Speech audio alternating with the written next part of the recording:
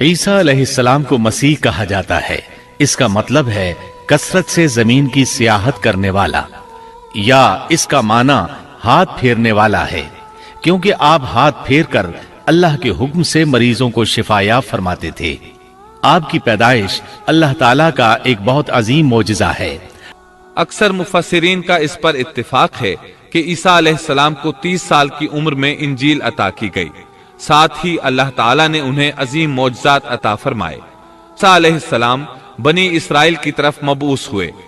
तमाम नबी किसी खास कौम की तरफ मबूस हुए हैं, जबकि नबी अकरम सल्लल्लाहु अलैहि वसल्लम तमाम इंसानों और जिन्नों के लिए रसूल बनाकर भेजे गए। ये आपकी खुसूसियात में से एक इम्तियाजी खुसूसियत है। सूरह आले इमरान आयत 50 और 51 में है।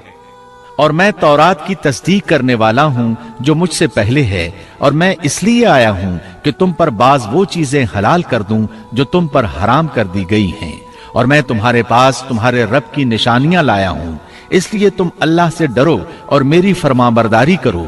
यकीन मानो कि मेरा और तुम्हारा रब अल्लाह ही है, तुम सब उसी की इबादत करो, यही सीधी राह है। लोगों ने तमाम निशानियां देखी, लेकिन फिर भी कुफ्र पर डटे रहे, ईसा अलैहिस्सलाम की तकजीब करते रहे। अल्लाह ताला सूरह आले इमरान आयत 52 में फरमाते हैं, मगर जब ईसा ने उनका कुफ्र महसूस कर लिया तो कहने लगे, अल्लाह की राह में मेरी मदद करने वाला कौन है? हवारियों ने जवाब दिया कि हम अल्लाह की राह के मददगार हैं, हम अल्लाह पर ईमान लाए और आप गवाह रहिए कि हम ताबेदार हैं। सूरत उस-सफ में अल्लाह ताला ईसा अलैहिस्सलाम की जुबानी फरमाते हैं कि उन्होंने ईमानदारों को मुखातिब करके कहा, ऐ ईमान वालो, तुम अल्लाह के मददगार बन जाओ, जिस तरह मरियम के बेटे ईसा ने हवारियों से फरमाया कि कौन है जो अल्लाह की राह में मेरा मददगार बने। हवारियों ने कहा, हम अल्लाह की राह में मददगार हैं। पस बनी इसराइल में से एक जमात तो ईमान ले आई और एक जमात ने कुफ्र किया, तो हमने मोमिनों की उनके दुश्मनों के मुकाबले में मदद फरमाई, पस वो गालिब आ गए। इसके बाद अल्लाह ताला ने दीन ईसवी को यहूदियों के मजहब पर गालिब कर दिया। जब लोगों ने कुफ्र किया, उस वक्त सिर्फ हवारी आप पर ईमान लाए थे, उनकी तादाद सिर्फ 12 थी। बाद में दीन ईसवी को अल्लाह ताला ने मुकम्मल तौर पर गलबा अता फरमाया। हवारी ईमान जरूर लाए थे, लेकिन उनमें किसी कदर तरद्दुद था। अल्लाह ताला सूरतुल माइदा आयत 111 ता 115 में फरमाते हैं, और जब मैंने हवारियों को हुक्म दिया कि तुम मुझ पर और मेरे रसूल पर ईमान लाओ, उन्होंने कहा, हम ईमान लाए और आप गवाह रहिए कि हम पूरे फरमाबरदार हैं। वो वक्त याद के काबिल है जबकि हवारियों ने अर्ज किया, ए ईसा इब्ने मरियम, क्या आपका रब ऐसा कर सकता है कि हम पर आसमान से एक खान नाजिल फरमा दे?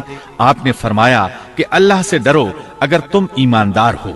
वो बोले कि हम ये चाहते हैं कि उसमें से खाएं और हमारे दिलों को पूरा इत्मीनान हो जाए और हमारा ये यकीन और बढ़ जाए कि आपने हमसे सच बोला है और हम गवाही देने वालों में से हो जाएं।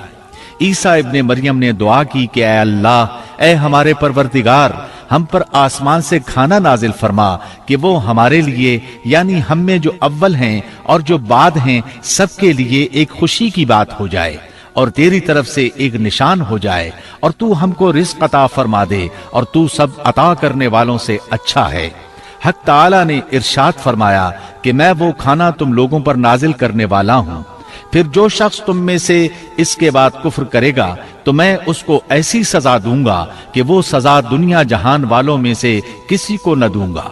और ये अल्लाह ताला की सुन्नत है कि जब मुंह मांगा मौजज़ा आ जाए और उसके बाद भी लोग कुफ्र करें तो वो तमाम लोग हलाक कर दिए जाते हैं। आखिरकार वो खाना उतरने लगा, उन्होंने इस खाने को खाया और ईमान पर कायम रहे। अलबत्ता उनमें से एक ने खयानत की, उसका जिक्र आगे आएगा। इन मुसलसल मौजज़ात का लोगों में चर्चा होने लगा। यहूदी आलिमों और बादशाहों को इस बात की फिक्र सता रही थी कि लोग उनकी पैरवी छोड़कर ईसा इब्ने मरियम अलैहिस्सलाम के पैरोकार बन रहे हैं। गोया उनकी हुकूमत डगमगा रही थी, दुनियावी बादशाहत भी हाथ से निकल रही थी और दीनी उमूर की क़ियादत से भी हाथ धोने पड़ रहे थे। ये सूरत हाल देखकर यहूदी आलिम यहूदी बादशाह के पास गए, उसे ईसा अलैहिस्सलाम के बारे में खौफजदा करने लगे। कहने लगे, वो खुद को यहूद का बादशाह ख्याल करता है اور دعویٰ کر رہا ہے کہ جلد تم سے بادشاہت چھین لے گا۔ بادشاہ کو اپنی حکومت کی پڑ گئی، اس نے حکم دیا اسے سولی پر چڑھا دو۔ اس وقت سزا کا یہی طریقہ تھا، آدمی کو قتل نہیں کرتے تھے، سولی پر لٹکا دیا کرتے تھے، ہاتھوں پیروں میں کیل ٹھونک دیے جاتے تھے، اسی حالت میں لٹکا ہوا وہ ختم ہو جاتا تھا۔ اس طرح یہودیوں نے عیسیٰ علیہ السلام کے قتل کا پروگرام بنایا۔ یہ آپ کے رسول بننے کے 3 سال بعد کی بات ہے۔ انجیل متی کے مطابق یہودیوں نے جس شخص کو عیسیٰ علیہ السلام کے خلاف ابھارا تھا وہ روم کا گورنر تھا، اس کا نام پونتس پیلاطس تھا۔ اس نے اپنے سپاہیوں سے مل کر عیسیٰ علیہ السلام کو گرفتار کرنے کی سازش تیار کی اور عیسیٰ علیہ السلام کے ایک شاگرد یہودا اسکریوتی کو 30 دینار پر جاسوسی کے لیے تیار کر لیا۔ ان دنوں عیسیٰ علیہ السلام مذہبی تہوار فصح منانے بیت المقدس آئے ہوئے تھے۔ یہاں عیسیٰ علیہ السلام نے کھانا کھایا اور اپنے 11 شاگردوں سمیت شہر سے باہر کتسمنی نامی ایک جگہ پر رات گزارنے کے لیے تشریف لے گئے۔ پھر اپنے شاگردوں سے الگ ہو کر اللہ سے یوں دعا کی، اے میرے اللہ، اگر ہو سکے تو یہ پیالہ یعنی موت مجھ سے ٹل جائے۔ اس کے جواب میں تسلی نازل ہوئی۔ علماء کا اس بات پر اتفاق ہے کہ جب یہودی عیسیٰ علیہ السلام کے شاگرد یہودا اسکریوتی کی یہ رہنمائی پر وہاں پہنچے جہاں عیسیٰ علیہ السلام اور ان کے شاگرد تھے، تو ان لوگوں نے عیسیٰ علیہ السلام اور ان کے حواریوں کا محاصرہ کر لیا۔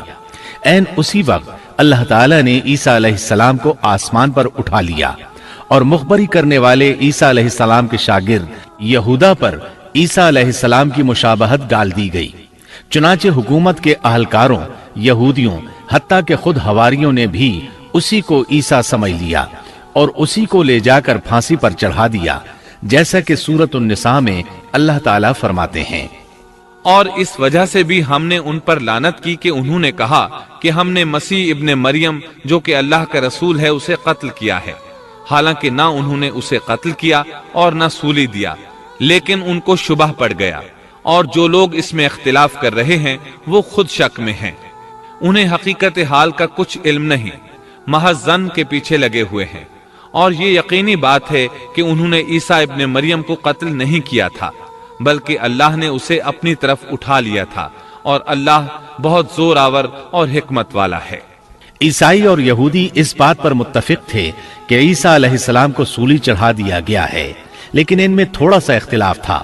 یہودی کہتے تھے کہ وہ قتل ہو گئے ہیں، جبکہ عیسائی کہتے تھے کہ وہ 3 دن تک مردہ رہنے کے بعد زندہ ہوئے اور آسمان پر چلے گئے۔ اللہ تعالیٰ نے ان دونوں گروہوں کی تردید کرتے ہوئے فرمایا کہ یہ شک میں مبتلا ہیں، در حقیقت یہ لوگ عیسیٰ علیہ السلام کو گرفتار نہ کر سکے تھے۔ بہرحال عیسیٰ علیہ السلام کے آسمان پر اٹھائے جانے کے بعد یہود غالب آ گئے اور دین عیسوی کی اشاعت پر پابندی لگا دی۔ البتہ خفیہ طور پر لوگ اس دین سے آگاہی حاصل کرتے رہے اور یہ سلسلہ 240 سال تک یوں ہی چلتا رہا۔